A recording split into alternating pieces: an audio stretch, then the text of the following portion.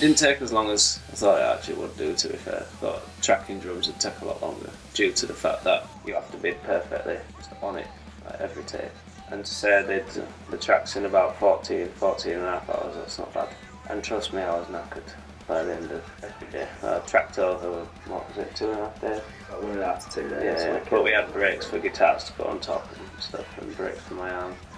And to be fair, you don't realise how much you're doing until it's 3 hours down the line and you've just blasted out a song. I think it's making that decision not to just trigger the fuck out of everything, so you actually have to kind of play it right. I'm glad Drew decided to take the live drums over the triggered drums, because in our music, a lot of bands just trigger the drums. We didn't have a lot of discussion about it, to be fair, because I prefer live sounding drums anyway on a record. It should be done like that. Yeah, it was a pleasurable experience for me, except from the stressful moments where I was shouting because I couldn't get my takes right.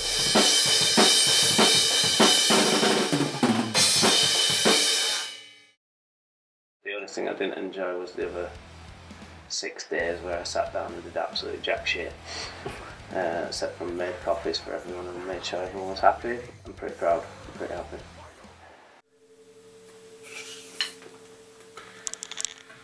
Fucking done.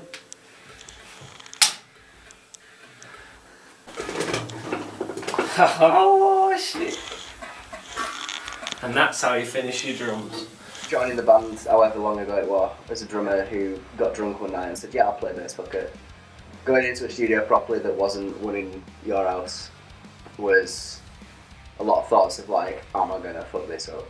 I've got 4 strings and I've used 2 of them. Because I'm not a bassist, I hit shit. Like, that's what I do. I suppose drums and bass kind of go hand in hand as like a rhythm section. So pretty much as long as you've got timing and you know root notes, you can kind of embellish on top of it if you know like little bits here and there. So You definitely missed a note there, didn't you, mate? I saw your face go, wait a minute.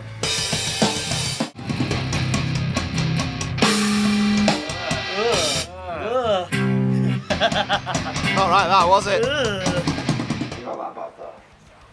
Well, no, I mean I'm fucking amazing, to be honest with you. I'm playing it down for the camera.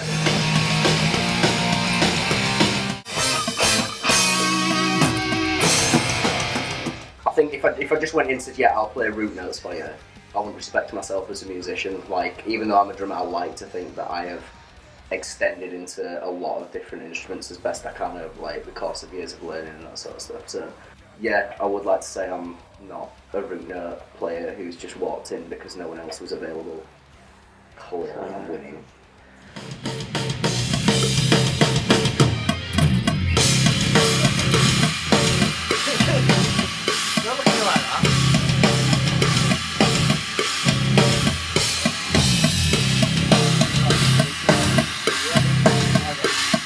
It was a much different experience walking into the studio compared to any of the demos we've done before.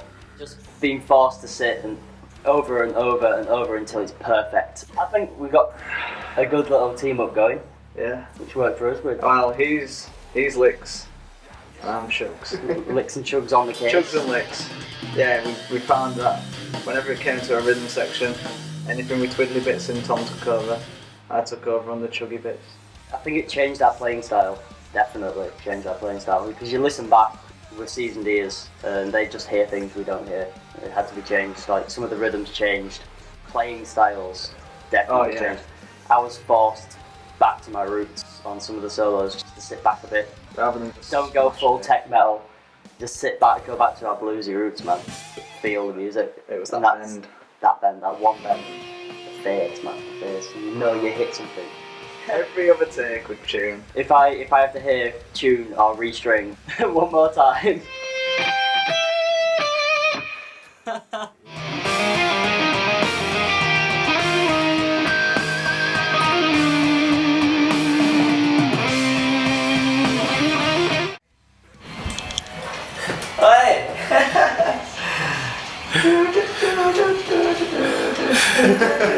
It's got stage, but it's just not going.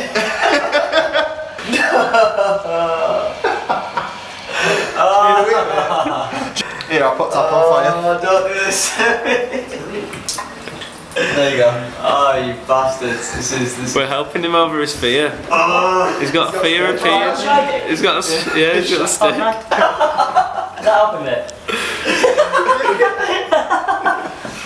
Oh, you bastards.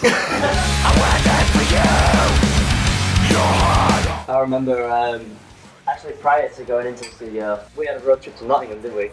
I needed a new amp, nice expensive little Black Star piece to get the tones for this album. We turned up with my new head, walked in, they had the exact same head already there. So I spent maybe the next day and a half while Luke was tracking his drums just scouring through the heads they already had. I got couldn't, 6 or 7, didn't it? yeah, I couldn't take my eyes off that mess. So they had a lovely mess of boogie there. So I was thinking, how am I going to get these like brutal, crunchy tones through this shit?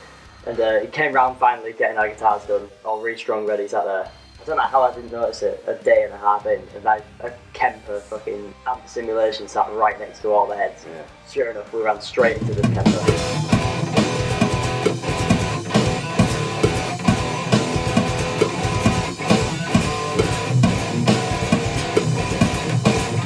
Argued enough. Yeah, we are. I've always been valves over process stuff, but we used this Kemper and it came up alright. I'm very happy with it. I think when it came to leads, Drew 100% spoke my language. He came up. Well, he's a guitarist, isn't he? Yeah, he went, alright, I'm thinking for you. He said, old school, and I was like, yeah. And he went, JCM, yeah.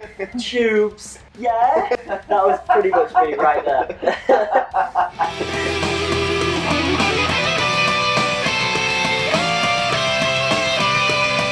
And it works. It's a big tone.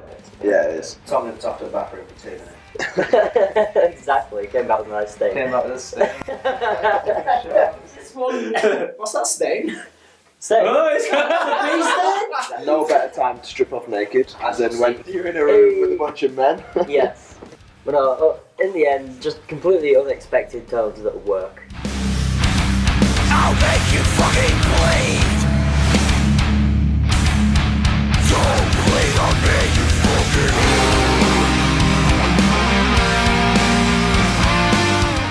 You ready, Phil? Yes, I certainly am. And Phil's in the room. No, unfortunately Phil can't be here with us. Prior arrangements. But I think he tracked fucking spectacularly. It was nice to be, people were sent out during his tracking, to then come back and hear what he's actually evolved into and what he's capable of. Yeah, and it's understandable not wanting 5 other people staring at you whilst you're doing something for essentially the first time with us. Phil's reaction said it all, to be honest. Yeah, absolutely. Fucking loves it. Yeah, he went from naught to diva in a day. Such a diva, Phil! We've been asked to clear off. So we're going to go explore Sheffield. I am no Morocco, no confiscating. I see a great city, a king's landing. Stand his iron crown, he prospers, walking the streets unknown. I know him.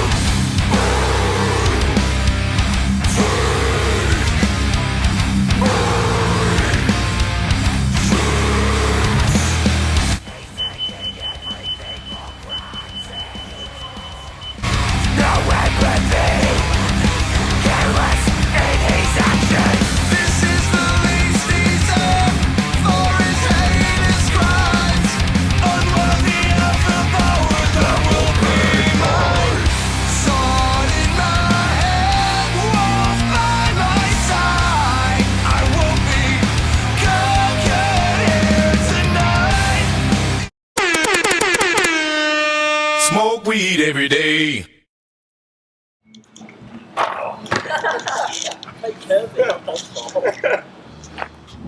Come on.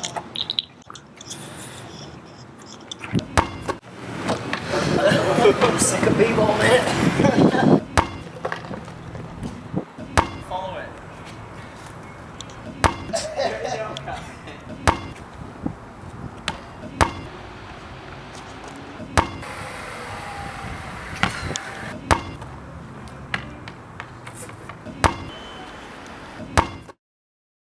Vocal tracking was a lot easier than I expected, to be honest. Trust diva.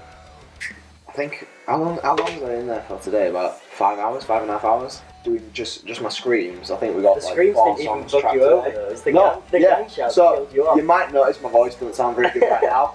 This is not from the screams. The screaming was fine. It was when we came to do the gang shouts afterwards. After I'd already done a good few hours of screaming, then shouting, it ruined me. We had to do like a couple of takes of like a few different lines, just because I was going. I think the biggest thing we took away from vocals was how not to sea shanty everything. When you're doing group vocals, you need to shout it. Don't be like.